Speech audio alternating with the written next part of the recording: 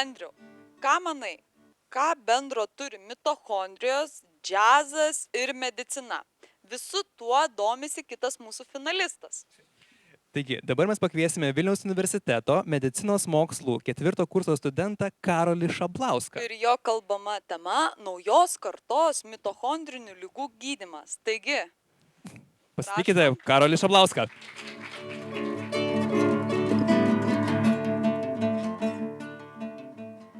Sveiki visi.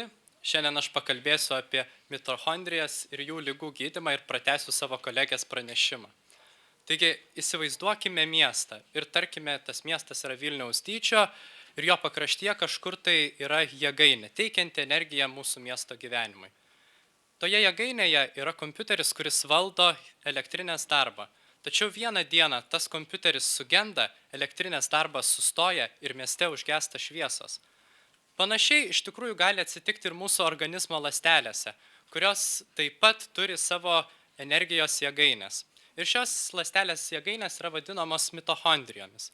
Jeigu padidintume kepenų ląstelę iki mano ūgio, tai mitochondrija būtų maždaug baterijos dydžio. Tai reiškia, jog šios struktūros yra keliasdešimt kartų mažesnės už pačią ląstelę. Ir jos yra svarbios tuo, jog su maistu gaunama gliukozė sugeba paversti tokią energiją, kurią gali panaudoti mūsų miestai ląstelės. Tačiau kartais yra paveldimos mitochondrijos turinčios tam tikrų trūkumų. Ir jos, tarsi mano pradžioje minėta jėgainė, nebesugeba teikti reikiamos energijos mūsų organizmui. Jeigu tokių mitochondrijų susikopia daug, vystosi vadinamoji mitochondrinė liga.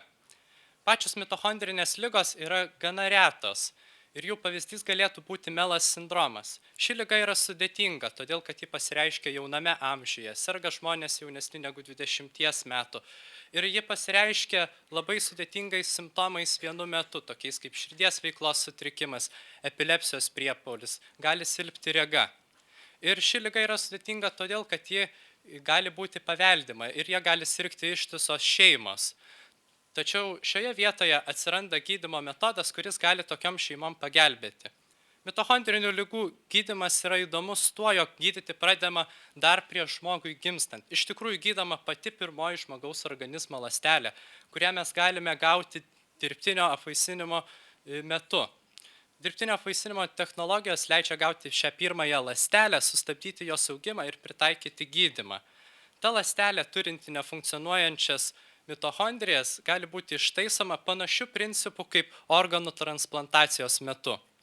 Nefunkcionuojančios mitochondrijos pakeičiamos mitochondrijomis, kurios gautos iš sveiko žmogaus. Tuomet ląstelė turi sveikas mitochondrijas ir žmogus užaugęs neserga mitochondrinė liga. Tačiau dėl šio gydymo kyla tam tikrų diskusijų, kadangi žmogus po mitochondrijų perkelimo turi tarsi 3 tėvus – mamą, tėtį ir pašalietį, iš kurio gavo tas mitochondrijas. Tačiau jeigu pasižiūrėsime į šį gydymą tarsi į transplantacijas, tik tai gerokai mažesnių lygių, nes perkeliamas ne organas, o gerokai mažesnė mitochondrija, tai tuomet pamatysime, jog žmonės gyvenantys su transplantuotais organais taip pat savyje turi svetimų žmonių genetinę informaciją, tačiau šis gydymas jiems keičia gyvenimą. Ačiū uždėmesį.